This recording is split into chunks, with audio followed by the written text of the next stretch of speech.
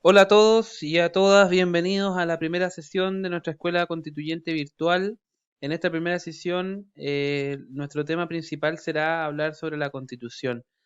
De parte de nosotros, de todos y todas de la Asamblea de las Parcelas, le damos la bienvenida. Estamos muy contentos y queremos motivarlos y darles las gracias por estar también sintonizándonos a través de Facebook Live. Recuerden dejar los comentarios y preguntas para que nosotros en la mitad de la clase vamos a hacer un alto y vamos a responder sus preguntas o vamos a leer sus comentarios. Así que nada, los dejamos invitados, compartan el link, no hay problema, y vean nuestra primera sesión. En esta primera sesión, nosotros quisimos fijarnos en tres preguntas fundamentales. La primera es: ¿qué es una constitución?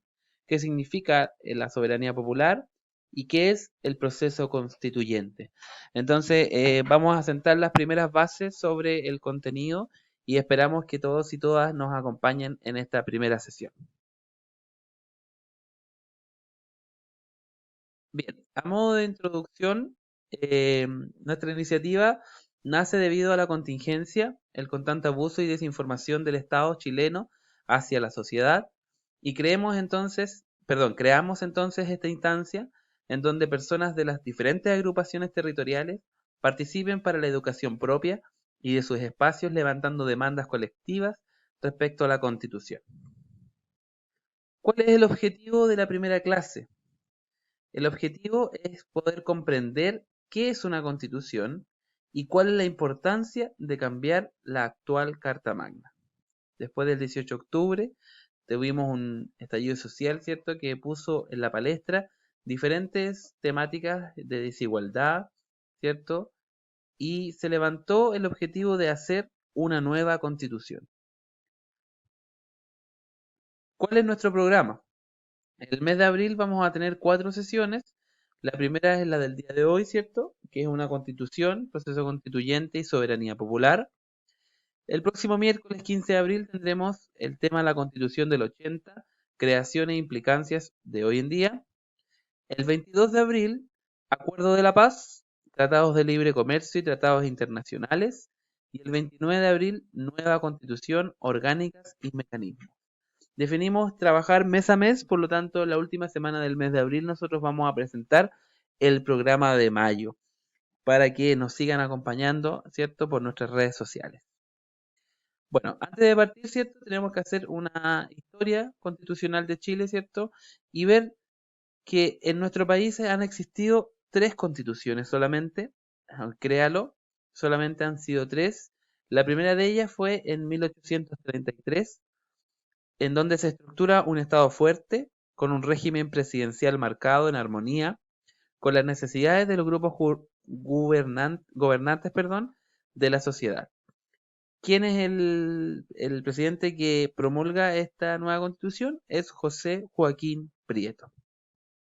Nuestra segunda constitución fue el año 25, en 1925, casi 100 años después, y consagró un régimen presidencialista puro y otorgó al Estado un rol importante en el desarrollo económico y social del país.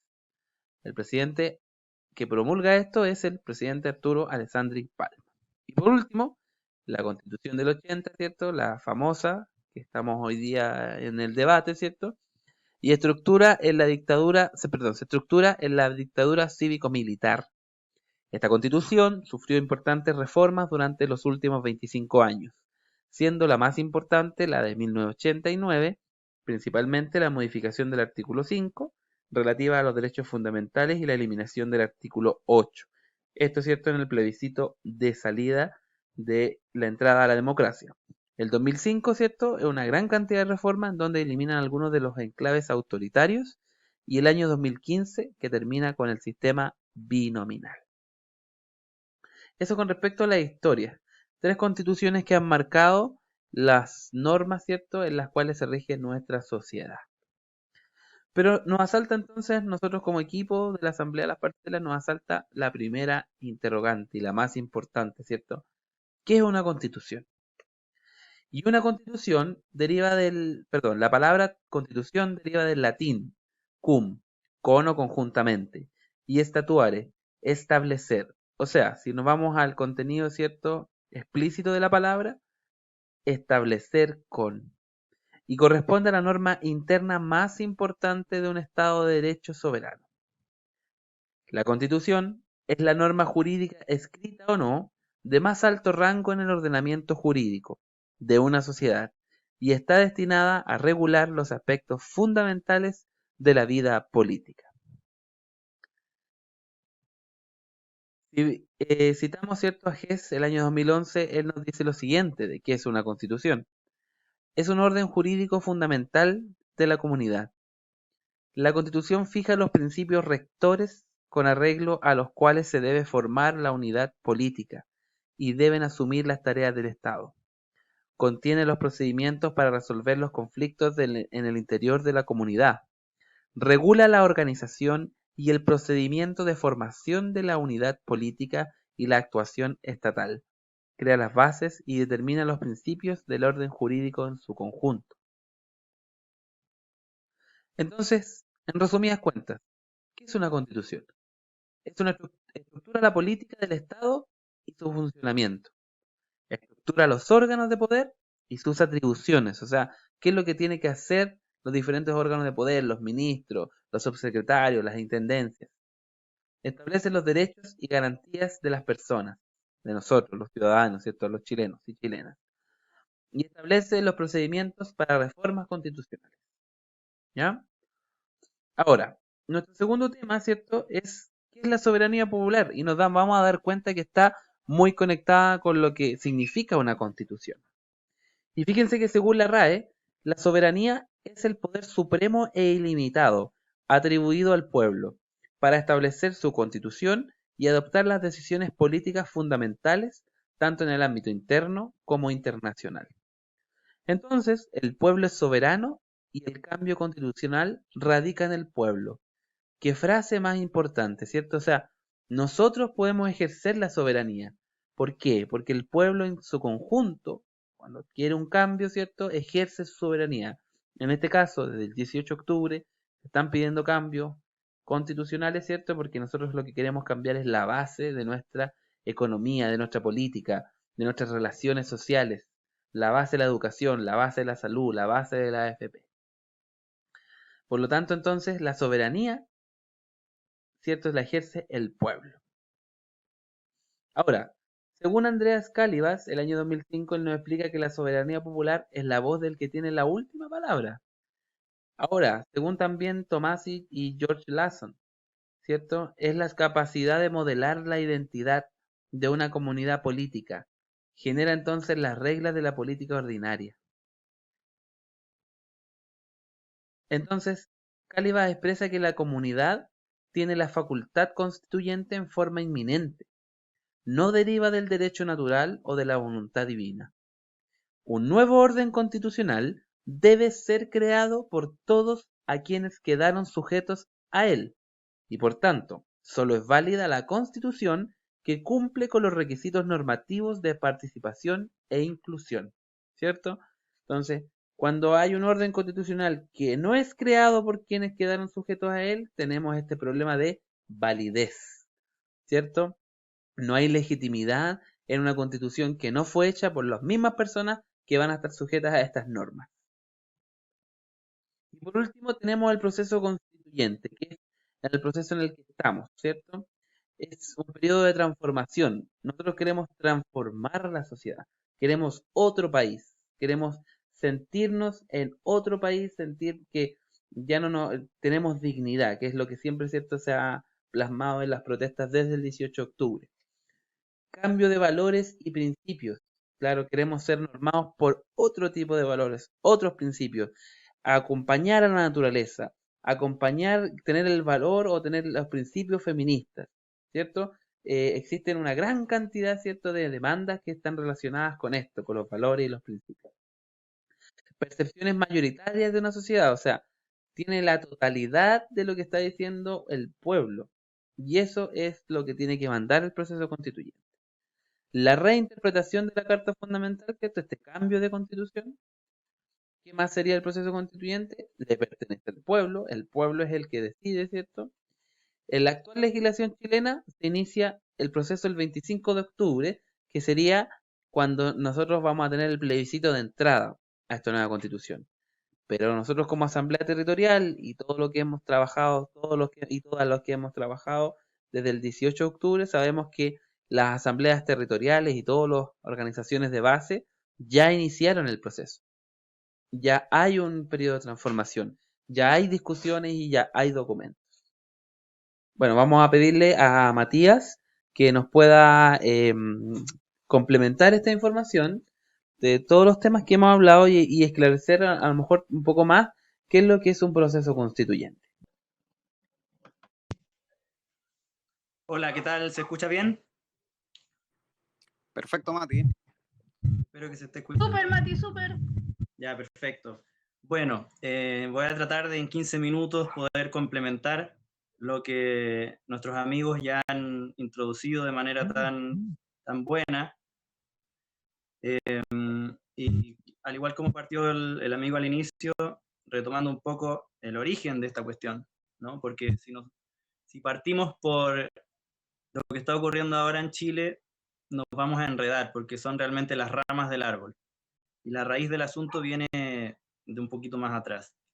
Entonces, retomando lo que decía él decía que en nuestro país teníamos 3 constituciones. Bueno, pero ¿qué pasa con eso? ¿Por qué tuvimos esas 3 y la que tenemos ahora? ¿Y son fruto de qué? Fueron realmente fruto de esto que él nos decía, que es la soberanía popular, es decir, que surgió de la voluntad del pueblo chileno. Y justamente la respuesta es no. Ninguna de las 3 constituciones que él mencionó surgieron de la voluntad del pueblo chileno.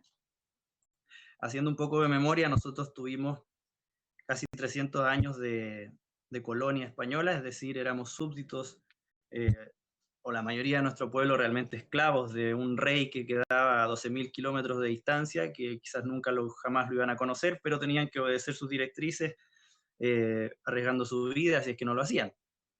Así vivimos 300 años y llegó un momento especial en donde nos rebelamos y, por decirlo así, el pueblo chileno tomó una determinación. Ahí sí se ejerció la soberanía popular, porque el pueblo chileno decidió independizarse. Hay pocos que saben esto, pero fue el único país de América Latina en donde el pueblo votó en un voto secreto, donde los ciudadanos chilenos pudieron decidir por el voto si querían ser independientes o no. Entonces, ahí la soberanía popular chilena tomó una determinación, ¿no? De constituirse como una república independiente, libre y soberana. Esos son los 3 conceptos de nuestra proclama de independencia, que podríamos decir que es lo que sí o sí debiera estar en nuestra Constitución. Sin embargo, ¿qué pasó? Eso fue en 1818. Y sucede que lo que dijo nuestro amigo en 1833, tuvimos la primera Constitución. ¿Qué pasó entre medio? Lo que pasó allí nos va a ayudar a entender qué es lo que ha ido ocurriendo, no solo con nosotros, sino que en muchos países ha sido así, y qué es lo que puede volver a ocurrir, ¿no? Con una constitución que nuevamente nos impongan, va para beneficio y manipuladamente por los intereses de ciertos grupos poderosos que solamente quieren que hayan ciertas normas que a ellos los beneficien. Entonces, ¿qué pasó? 1818 proclamamos la independencia. El señor Bernardo Higgins promulga una constitución provisoria donde él reconoce que ninguna constitución es realmente constitución hasta que la decide el pueblo en una asamblea constituyente y la vota en un plebiscito donde la soberanía popular decide la constitución que tiene. Entonces él fue honesto y dijo, esto es una constitución provisoria. Estábamos en guerra contra el imperio más poderoso de la época. Entonces fuimos independientes. ¿Y qué pasó? Este imperio cayó. No solo nos liberamos, sino que España como imperio cayó. Y no pudo reconquistar América. Y surgió otro imperio. Es la historia que se repite en la historia de la humanidad desde los 5.000 años que se conocen hasta ahora, hasta la actualidad. Cae un imperio que en ese tiempo era España, el más poderoso de la época. Y que por lo tanto su normativa o su constitución era impuesta a todos los pueblos de este continente. Cae ese imperio por manos de Napoleón, y como se debilita, el segundo imperio más fuerte de la época lo reemplaza. Y no solamente lo reemplaza, sino que viene a tomar el trozo de torta que el imperio anterior no había podido sostener porque ya se había debilitado. Y viene Inglaterra, ¿no? Y es Inglaterra quien interviene en nuestro país y muchos de los países de Sudamérica, financia a las oligarquías para implantar constituciones que beneficiaran a ese grupo social que era la oligarquía y en algún momento dado también al Imperio Británico. ¿Para qué? ¿Para qué? ¿Para qué vino España? ¿Y para qué vino Inglaterra y después Estados Unidos? Para lo mismo, llevarse nuestras riquezas naturales. Entonces España se llevaba el comercio y todos los impuestos lo llevaban ellos, ahora los ingleses llegaban y se llevaron el salitre y toda la minería que existía en Chile. Entonces, ellos financian esa guerra civil, que en realidad fue un golpe de Estado, e imponen una constitución. ¿No les suena parecido? Exactamente lo mismo que hace Estados Unidos en 1973.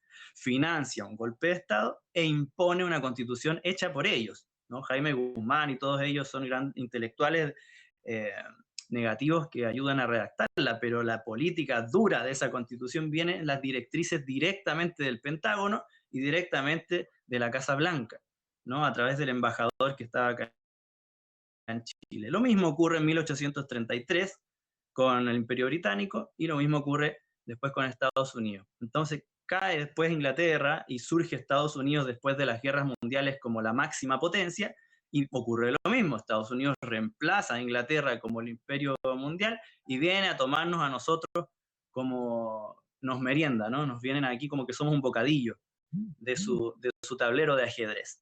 Cae uno y viene otro a tomar su lugar, imponen sus reglas, sus constituciones, para que esas constituciones protejan sus intereses egoístas, que son netamente económicos, es decir, riquezas naturales, comercio, mercado. Eso es lo que pasa. Entonces, esa es realmente el origen del problema, el origen macro. Es contra eso, contra lo que nos enfrentamos, y es bueno tenerlo en cuenta, porque no es solamente una lucha politiquera en un congreso en donde se debaten tres fuerzas políticas que se agarran del moño y que unos defienden ideales de derecha, otros de centro, otros de izquierda y se califican mutuamente. Es mucho más que eso. Nos enfrentamos a intereses económicos poderosísimos que tienen que ver con potencias mundiales que se debaten en un tablero de ajedrez y para nosotros, para ellos nosotros somos una ficha más, un botín que llevarse. Pero ¿qué podemos hacer? No es que no se pueda hacer nada. Francia lo hizo en 1789 en la primera asamblea constituyente de la historia. Grecia lo hizo hace 2500 años. Venezuela lo hizo en el 99, Ecuador el 2008, Bolivia el 2007 y muchos países, Islandia el 2011, lograron procesos constituyentes donde el soberano que somos nosotros decidieron su constitución y esa constitución los protegió y los defendió bastante de estos embates de los poderes económicos mundiales. Es decir, estos organismos mundiales como el Fondo Monetario Internacional, el Banco Mundial, Estados Unidos, China, Rusia, no pudieron llegar y hacer y deshacer lo que quisieron con estos países, así a diestra y siniestra, porque había una constitución sólida que protegía los derechos de los ciudadanos por sobre estos intereses egoístas económicos transnacionales. Entonces sí sirve y sí se puede, pero el tema es que hay que tener la lucidez para ver este asunto, que es un asunto importante y quizás difícil de masticar porque hay poca información. Estas grandes potencias manejan la información a nivel mundial. Ustedes tienen que tener conciencia de que los medios de comunicación chilenos durante los últimos 40 años solo han sido antenas retransmisoras de CNN, Fox News y noticias y cadenas de comunicación propensas a lo que quiere o no quiere una potencia del mundo que es Estados Unidos. Y hay otras cadenas de comunicación que son coderreas transmisoras de lo que quiere o no quiere China, o de lo que quiere o no quiere Rusia y otras potencias grandes. Nosotros lo que tenemos que hacer es usar nuestro pensamiento, usar nuestro poder de libertad de pensar para nosotros discernir por nosotros mismos el asunto. ¿Qué es lo que está ocurriendo? Este acuerdo de la paz realmente es una oportunidad para redactar una constitución hecha por el pueblo. ¿Cuál es la letra chica acá? ¿Quién está detrás de esto? ¿Quién redactó realmente esto? ¿Para quién trabajan? etcétera. O sea, hay que ser un poquito, esa suspicacia hay que tenerla, porque siempre hay algo detrás. Siempre hay alguien que quiere intentar sacar privilegio, un oportunismo del descontento social. Nosotros salimos a protestar el 18 de octubre, hay un estallido social, hay un estado actual de deseo constituyente donde queremos reconstituirnos como sociedad chilena y obviamente hay poderes oportunistas que quieren aprovecharse de eso. Nosotros tenemos que ser capaces de tener los ojos bien abiertos e impedir que nos manipulen. Tenemos que ser capaces de llevarlo adelante y llegar hasta el final sin que esto sea manipulado por izquierdas, derechas, centros, ni mucho menos. Debe ser algo ciudadano. Es decir, para ir a lo concreto, ¿cómo podría generarse una constitución de manera verdaderamente respetando el poder soberano del pueblo? Que refleje realmente, como decía Rousseau hace 300 años, la voluntad general del pueblo. Debe el pueblo ser el protagonista, o como lo decía el PPT, el que tiene la última palabra en todos los asuntos. No basta con un plebiscito donde aprobemos que queremos nueva constitución y luego un plebiscito al final donde decimos que nos gusta o no nos gusta el texto que una convención extraña e inventada por ellos va a redactar. No basta con eso, porque el contenido de la constitución no va a ser hecho por nosotros. Es ahí el dilema. La constitución debe ser hecha por el pueblo. Es decir, nosotros como ciudadanos debemos decidir qué tipo de educación vamos a proteger en la constitución, cómo se van a proteger los recursos naturales, cómo vamos a administrar el cobre, cómo se va a estructurar o reformar las Fuerzas Armadas, cómo vamos a reformar carabineros y todo eso. Todo eso debe ser decidido por nosotros. No basta siquiera una convención que nos pregunte después si nos gustó o no el texto que generaron.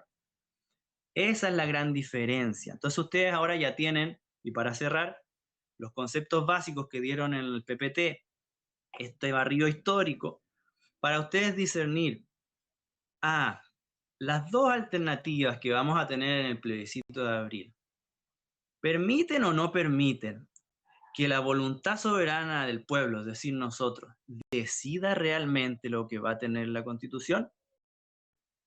¿Nos permite realmente liberar a nosotros qué tipo de sociedad vamos a tener? Esa es la gran pregunta. Y con esa pregunta van a ir surgiendo cientos de respuestas de ustedes mismos.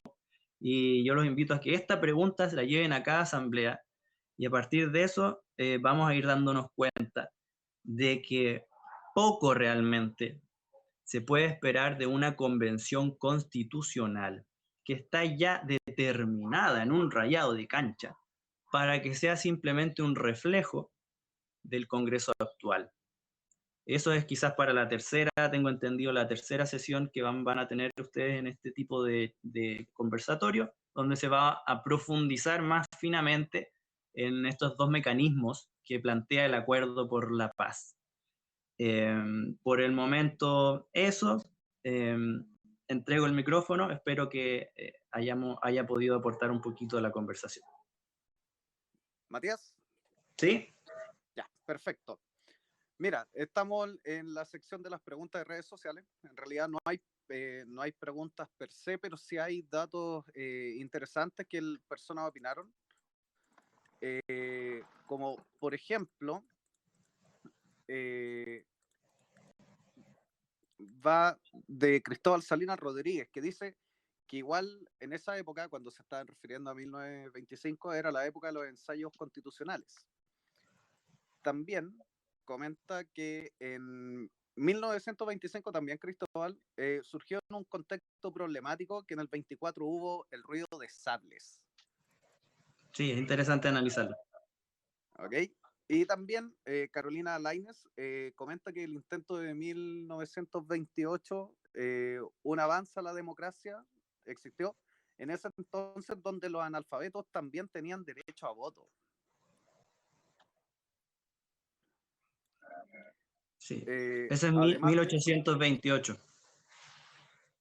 Perfecto. Además de eso, tenemos otra bueno, que también Cristóbal vuelve a comentar que nuestra Constitución dice que la soberanía recae en la nación. ¿Nos podrías...? Alexis, ¿Sí? si le da el tiempo al Mati para que vaya respondiendo. Sí, me iba a quedar con esta porque los demás ya comienzan a hacer preguntas, porque esto eran más que nada comentarios. Sí, ¿quieren que comentemos la información? Claro, sé que pudieras comentar un poco lo que Sí, escribieron los primero profesores. mencionaron acerca de los ensayos constitucionales. Justamente después que O'Higgins es exiliado en 1823 y asume Ramón Freire, se inicia un proceso que se da, algunos historiadores han llamado ensayos constitucionales, donde hubieron varios procesos de asambleas constituyentes, provinciales, nacionales, etcétera, donde se trató un poco de democratizar el proceso. O sea, fue un intento honesto de hacer una constitución democráticamente. Recordemos que aún estábamos en guerra contra España. Ese es el contexto. Y sí se logra en 1828 una constitución bastante democrática, quizá una de las más avanzadas del continente, que garantizaba muchos derechos sociales, el derecho a sufragio era bastante amplio, en esa época el voto era muy restringido a ciertas clases sociales o tenías que tener cierto ingreso económico para poder ser considerado en el derecho a voto.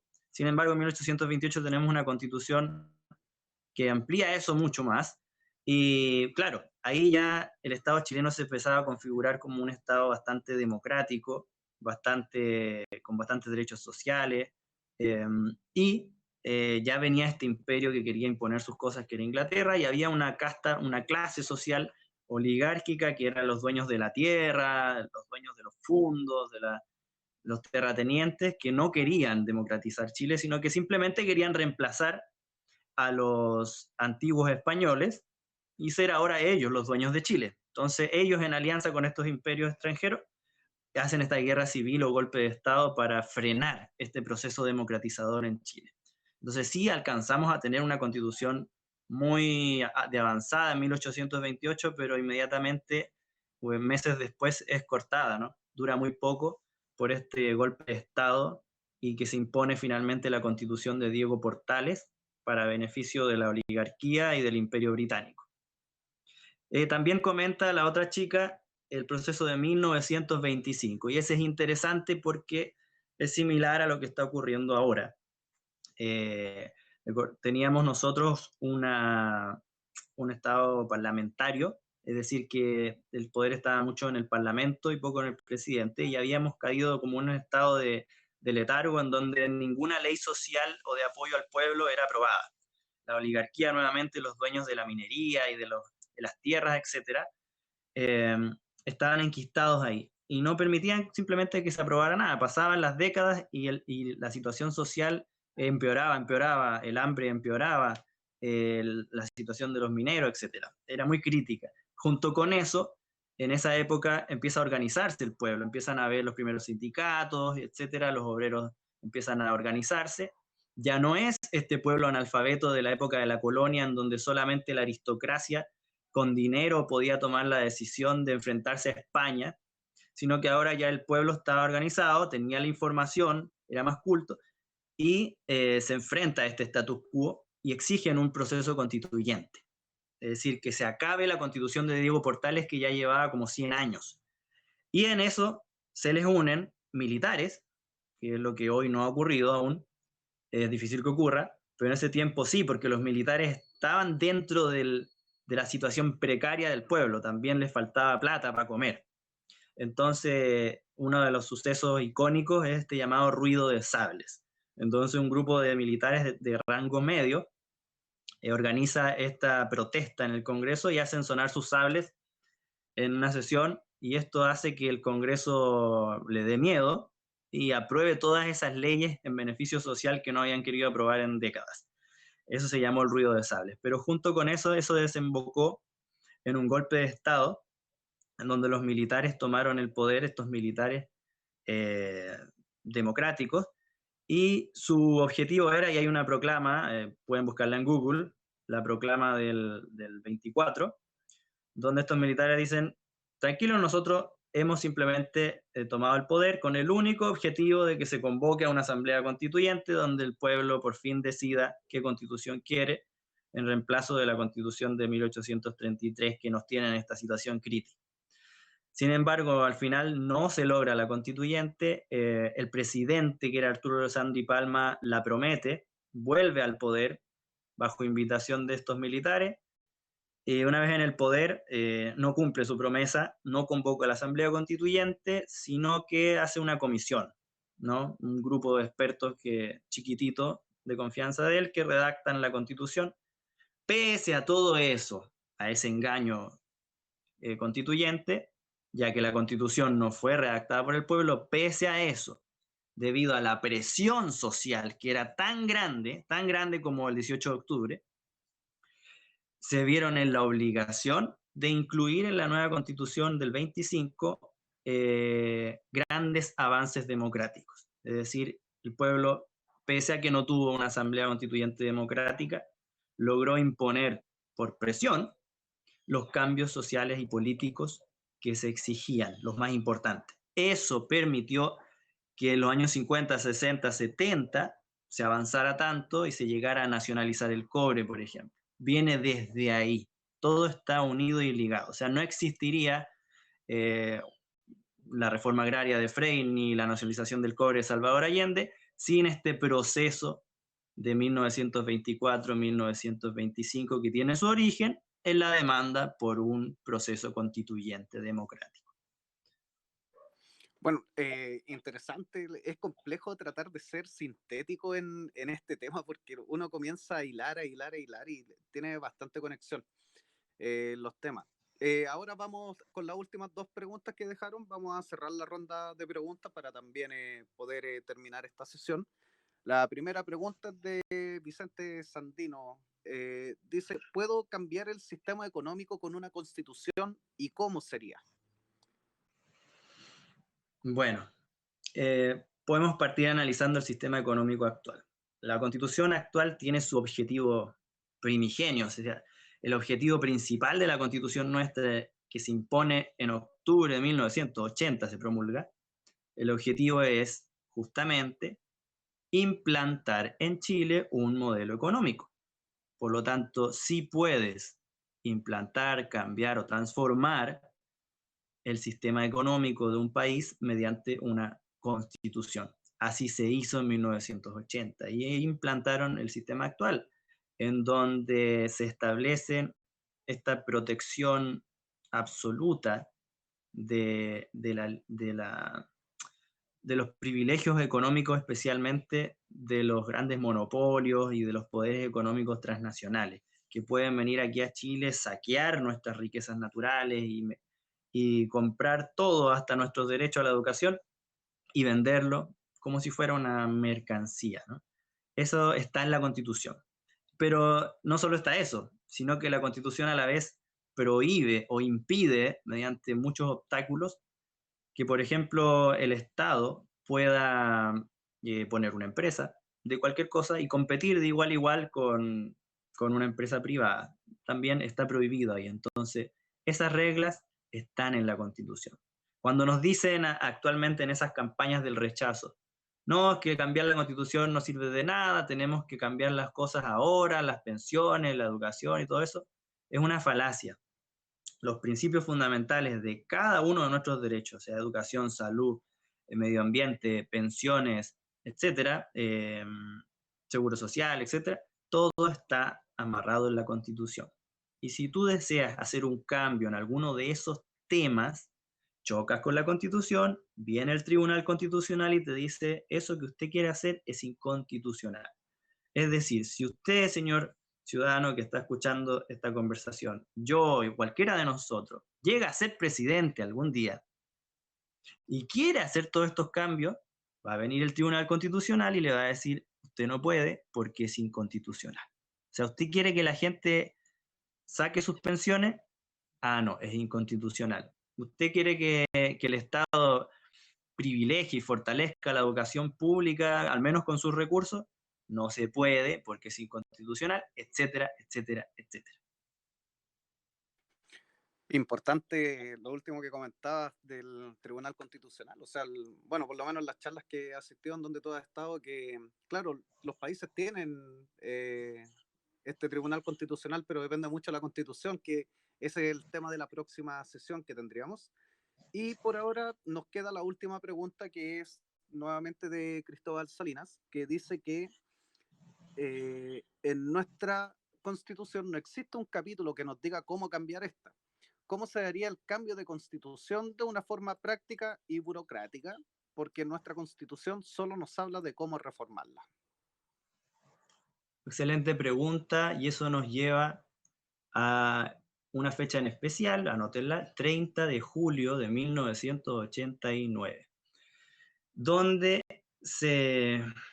en resumen, lo que se hizo fue eliminar para siempre y de manera secreta, ¿no?, engañándonos a los ciudadanos, y mucha gente hasta el día de hoy no tiene idea. Es decir, lo que yo les voy a decir ahora no sale en los libros de historia, e incluso la gente que votó ese día no tiene idea qué cosa votó. ¿Y qué es lo que votó la gente ese día en un plebiscito que nadie recuerda? Votaron justamente por eliminar cualquier posibilidad de cambiar la constitución actual mediante un método que participe el pueblo. Eso fue lo que ocurrió ese día. Es decir, eso que tú preguntas de por qué en la constitución no existen mecanismos de reforma reales, es porque ese día los ciudadanos chilenos en un plebiscito nos hicieron votar a favor, sin decirnos lo que estábamos votando, por sacar cualquier posibilidad de convocar una asamblea constituyente.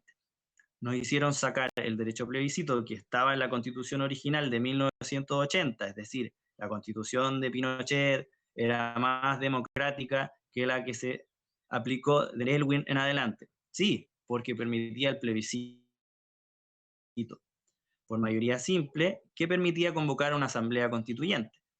Pero ese día del 89 nos hicieron votar a nosotros los ciudadanos para sacar eso, bajo el objetivo confesado años después de impedir para siempre una asamblea constituyente. Entonces, ese capítulo de reforma constitucional no contempla estos mecanismos por esa razón, porque fue un acuerdo político el año 89 entre la cúpula de la concertación con la cúpula del gobierno militar. Ellos acordaron eliminar cualquier posibilidad de asamblea constituyente o de cambio constitucional a través de una vía de soberanía popular.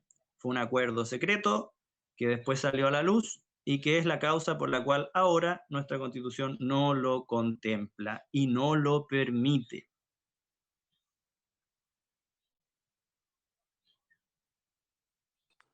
Bueno, esas eran las preguntas que habían en las redes sociales, así que ahora vamos a dar el pase a Fabián. Bien, les agradecemos entonces su participación. Esperamos que se encuentren muy bien. Queremos agradecerles a todos los que se conectaron a través de Facebook Live, a todas las personas que nos hicieron comentarios, a todas las personas que nos hicieron preguntas. Muchas gracias a todos y a todas y nos vemos en la próxima sesión el próximo miércoles. ¿Cierto? En la próxima sesión tendremos la Constitución del 80. Hasta luego y muchas gracias.